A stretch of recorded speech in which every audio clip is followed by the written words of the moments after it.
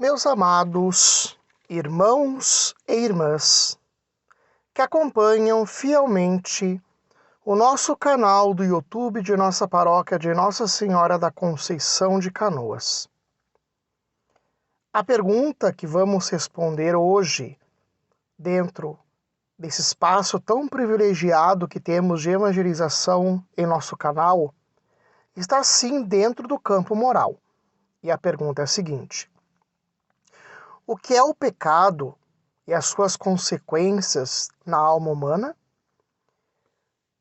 Escutava esta semana uma live do padre José Eduardo com o padre Duarte Lara, e a certo momento um dos padres dizia: as religiões antigas greco-romanas eram religiões sem moralidade, pois tinha o deus da guerra, o deus das águas, a deusa da sensualidade, a deusa da fertilidade.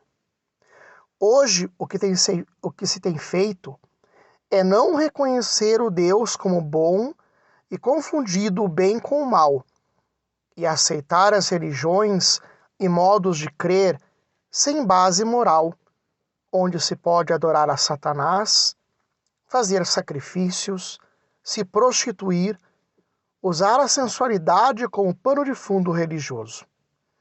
É o famoso neopaganismo, onde se perde a moralidade, que é esta relação da lei eterna, com a sua verdade e a consciência humana, se perde a noção de pecado e as suas consequências. Assim dizia Santo Agostinho: aonde se deixa de crer em Deus, se crê em qualquer coisa. E aqui eu digo, a moral católica está sendo atacada diariamente e nós precisamos conhecê-la.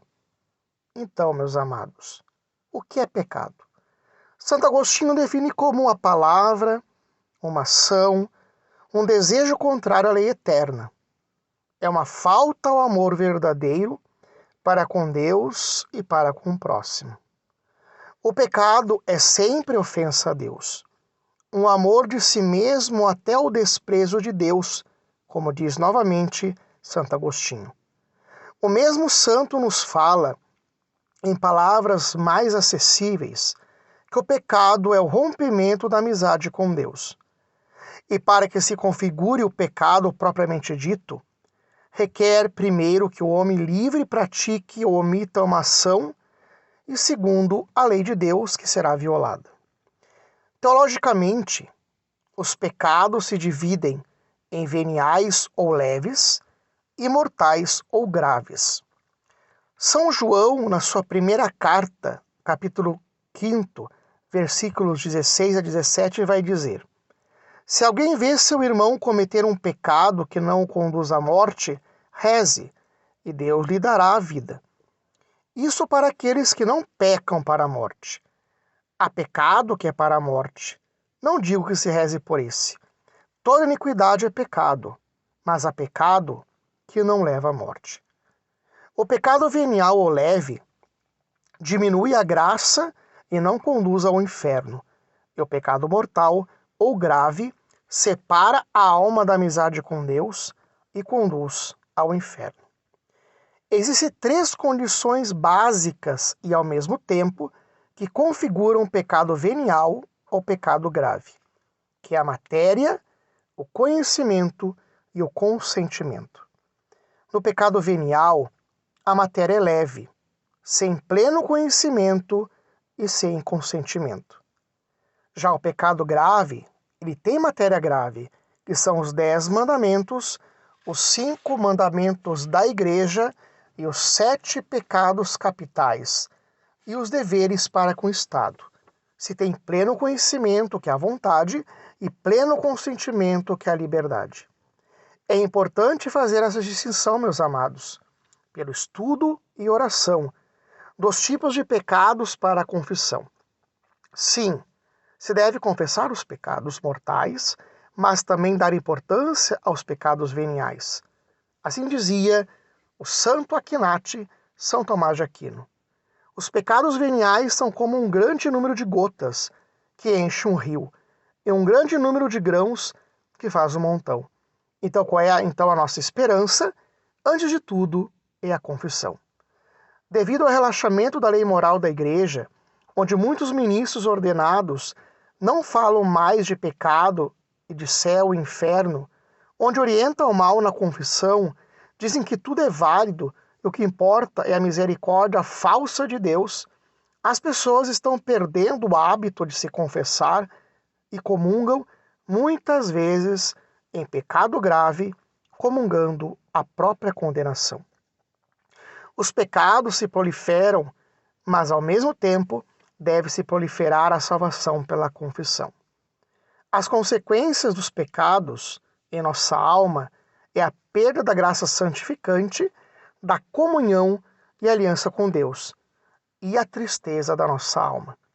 Quantas vezes, como diz o Catecismo da Igreja Católica no parágrafo 1787, vamos nos deparar com situações que tornam o nosso juízo moral menos seguro e a decisão difícil, mas deverá sempre procurar o que é justo e bom e discernir a vontade de Deus expressa na lei divina.